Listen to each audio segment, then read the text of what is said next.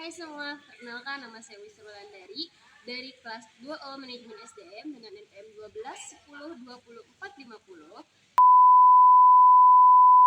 50. Nah teman-teman, untuk video kali ini aku akan membahas mengenai implementasi kinerja dalam manajemen SDM. Nah selanjutnya ada tingkat kinerja. Dalam tingkat kinerja ini ada 3 tingkat nih teman-teman. Yang pertama ada kinerja organisasi, yang dimana pencapaian hasil pada tingkat atau unit analisis organisasi. Kinerja pada tingkat organisasi ini terkait tujuan organisasi, rancangan organisasi, dan manajemen organisasi. Tingkat yang kedua ada kinerja proses, yang dimana kinerja pada proses tahapan dalam menghasilkan produk atau pelayanan ini dipengaruhi tujuan proses, rancangan proses, dan manajemen proses.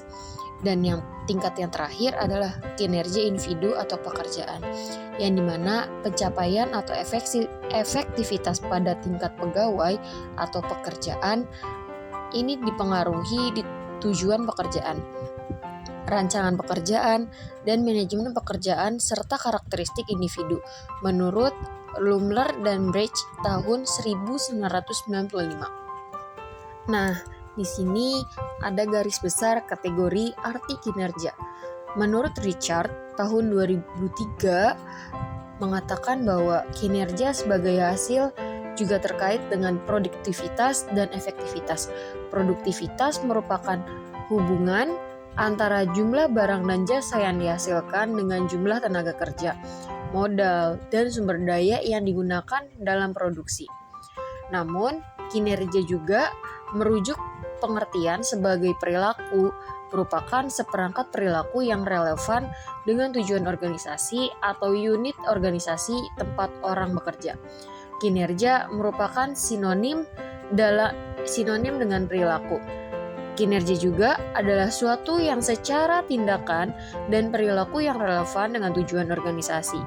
Kinerja bukan konsekuensi atau hasil tindakan, akan tetapi adalah tindakan itu sendiri. Nah, di sini ada konsep kinerja dalam organisasi.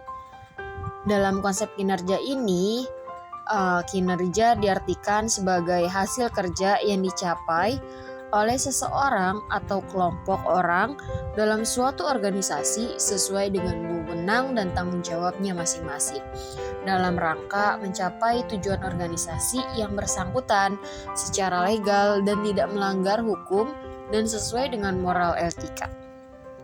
Nah, selanjutnya ada definisi kinerja nih teman-teman. Ada 3 definisi kinerja. Yang pertama, menurut Stoner tahun 1978, kinerja merupakan fungsi dari motivasi, kecakapan, dan persepsi peranan. Yang kedua, ada dari Handoko. Kinerja merupakan proses di mana organisasi mengevaluasi atau menilai suatu prestasi kerja karyawannya. Lalu yang terakhir ada dari Interplan tahun 1999 yang mengatakan bahwa kinerja adalah keterkaitan antara operasi, aktivitas program, dan misi organisasi. Nah, setelah membahas definisi kinerja, kita masuk ke unsur yang terdapat dalam kinerja nih teman-teman. Ada beberapa unsur yang terdapat dalam kinerja. Unsur yang pertama adalah hasil-hasil fungsi pekerjaan, lalu ada faktor-faktor yang berpengaruh terhadap prestasi kerja karyawan, lalu ada pencapaian tujuan organisasi, lalu ada periode waktu tertentu, lalu ada tidak melanggar hukum, lalu ada juga yang ada unsur yang sesuai dengan moral dan etika.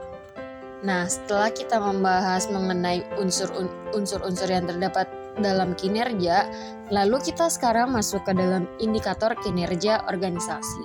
Ada 7 indikator nih teman-teman. Yang pertama, performa harus mengarah hasil dan semangat untuk menghasilkan nilai. Yang kedua, harus dapat diukur sehingga input dan output dapat kuantifikasi. Yang ketiga, unit dan personel Yang diukur kinerjanya harus memahami metode penilaian dengan penjelasan minimal. Yang keempat adalah hasil penilaian dapat dikomunikasikan segera. Lalu indikator yang kelima, tersedianya mekanisme penggabungan hasil penilaian kerja dengan feedback dan learning. Lalu indikator yang keenam, adanya terhubung objektif dengan kebijakan insentif dan kebijakan pegawai. Indikator yang terakhir atau yang ketujuh yaitu bersifat seimbang antara orientasi keberhasilan jangka pendek maupun jangka panjang. Nah, selanjutnya ada faktor peningkatan kinerja. Dalam faktor ini ada faktor pendorong dan faktor penghambat. Dalam faktor pendorongnya itu sendiri ada dua poin nih teman-teman.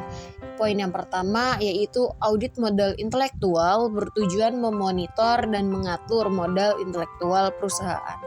Lalu poin yang kedua, audit modal intelektual memerlukan tim yang terdiri atas ahli strategi organisasi, keuangan, SDM, analisis pengetahuan, properti intelektual, dan pemasaran. Lalu faktor yang kedua ada faktor penghambat nih teman-teman. Dalam faktor penghambat ini ada 3 poin nih yang masuk dalam faktor penghambat. Yaitu poin yang pertama, masalah yang melekat dalam sistem pengukuran manajemen pengetahuan itu sendiri. Lalu poin yang kedua, sulit mengidentifikasi hubungan langsung antara inisiatif manajemen pengetahuan dengan performasi perusahaan.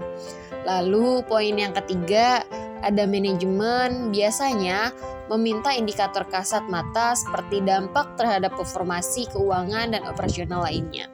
Nah, habis juga nih teman-teman materi yang dibahas. Semoga materi yang aku bahas kali ini dapat bermanfaat untuk kalian semua dan maaf jika ada kekurangan dalam penyampaian materi kali ini. Thank you.